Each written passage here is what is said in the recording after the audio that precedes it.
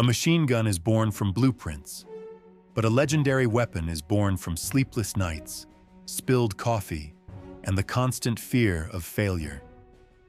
We called ourselves engineers, but in those days at Heckler Koch, we were alchemists, trying to turn steel and complex geometry into perfect, silent precision.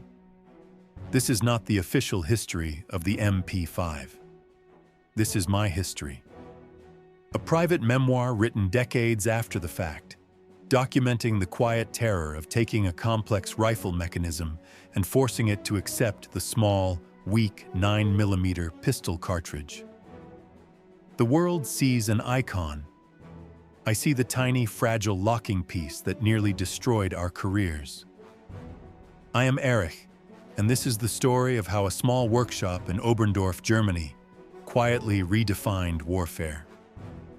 My name is Erich, and for 40 years, the smell of burnt gunpowder and machining oil was the perfume of my life. I started at Heckler Koch in Oberndorf in the late 1950s, a time when Germany was still piecing itself back together. The Black Forest air was clean, but the spirit of the war machine still hung heavy over the old Mauser factories. After the war, we were forbidden to build heavy weapons, so we built sewing machines and bicycles. But for men like me, engineers who understood the precise alchemy of steel and recoil, the heart demanded something more. It demanded innovation. It demanded a weapon. Our first triumph was the G3 battle rifle, a masterpiece of efficiency, based on a roller-delayed blowback system we acquired from Spain. It was robust, accurate, and cheap to manufacture. But I remember the day, in 1963, when the West German police and border guards, the Bundespolizei, came to us. They wanted a close-quarters weapon, not a heavy rifle, but a submachine gun, SMG. They needed something to replace the old wartime MP40s and the temperamental American imports. They wanted perfection, and they looked at us to deliver it.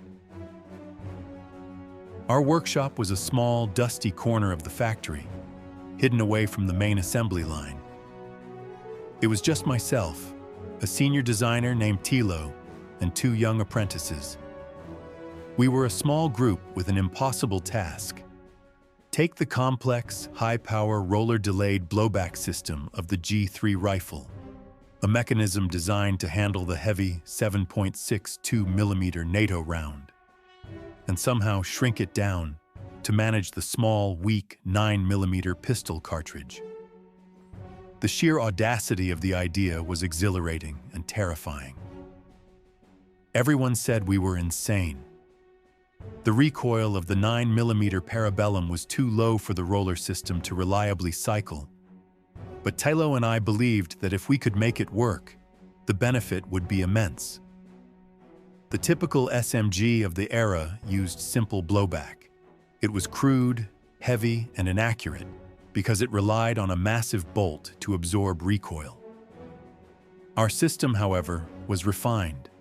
It allowed the bolt to stay locked until the pressure dropped, leading to an incredibly soft recoil impulse and, crucially, match-grade accuracy. We designated the project MP5, our 5th submachine gun design, chambered in 9mm. It looked elegant, almost too elegant for a combat tool. I remember taking the first prototypes to the testing range in late 1964. The officials from the Ministry of Defense were there, their faces betraying nothing. The gun looked flawless, but the mechanics were still fighting us. Tilo had miscalculated the angle of the locking piece, that tiny, critical component. During the first burst, the bolt would cycle too quickly, ripping the spent casings out of the chamber while the pressure was still too high. And the magazines, my God, the magazines, designed by a junior team member, would sometimes fail to feed the 3rd or 4th round. Click, click, click. The sound of a misfeed is the death knell for any design. It strips an engineer of all pride. The official report was brutal, unreliable, unacceptable cycling, high rate of component failure. I felt a wave of icy shame wash over me, the familiar post-war German compulsion to build something perfect, and the fear of failing publicly. I returned to the empty workshop that evening, the smell of cold steel filling the silence. We had staked our reputations, and perhaps the entire direction of H&K on this idea. We worked through the long, dark winter, existing on cold coffee and the need to redeem ourselves. I barely left the factory. We experimented with every single parameter: the weight of the bolt head, the precise depth of the locking recesses, and most critically, the angle of the locking roller support piece. We changed it by 1/2 degree, then 1/4. It was an agonizing process of micro-adjustment. We were trying to balance the violent explosion of the 9mm cartridge with the subtle, controlled dance of the rollers. The margin for error was infinitesimal. Then, one foggy morning in early 1966, the miracle happened. I was alone on the range, hands numb with cold, firing the MP54, soon to be renamed the MP5. I loaded the magazine, took a long, shaky breath, and squeezed the trigger. A perfect, sustained burst. The cycling was smooth, almost musical, and the casings ejected cleanly, landing in a neat pile. But the real validation came from the target at 100 meters, an absurd distance for a 9mm SMG. I walked downrange, my boots crunching on the gravel, and I saw the grouping. 3 rounds clustered tightly, easily covered by a small teacup. The precision was phenomenal.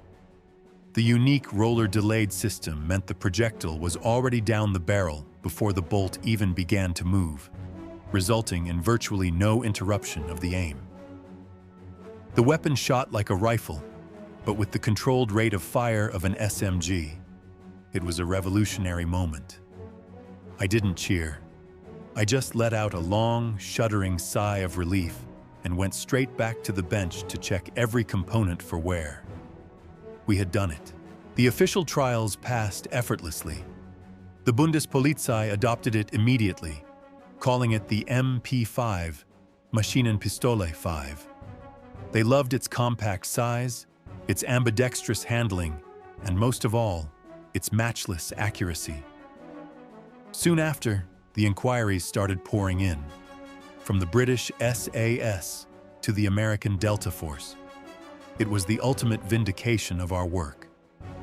We had given the world a submachine gun precise enough for delicate hostage rescue situations, where a miss could mean catastrophe. The MP5 could place a perfect double tap into a target's eye socket in the dark, and its existence fundamentally changed how global anti-terror units operated. Looking back now, decades later, the success of the MP5 wasn't about superior materials. It was about the stubborn refusal of a small team to accept the limits of physics. It was about those dark nights in the Oberndorf workshop, trying to find that perfect balance, that 1/4 degree angle that separated failure from legend. It was never an easy weapon to make, but it became the perfect weapon to use. Every time I see the distinct, clean silhouette of an MP5, I remember the smell of that old workshop and the quiet, nervous pride of an engineer who helped sell the world perfection, one precise shot at a time. The legacy of the MP5 is the legacy of quiet innovation.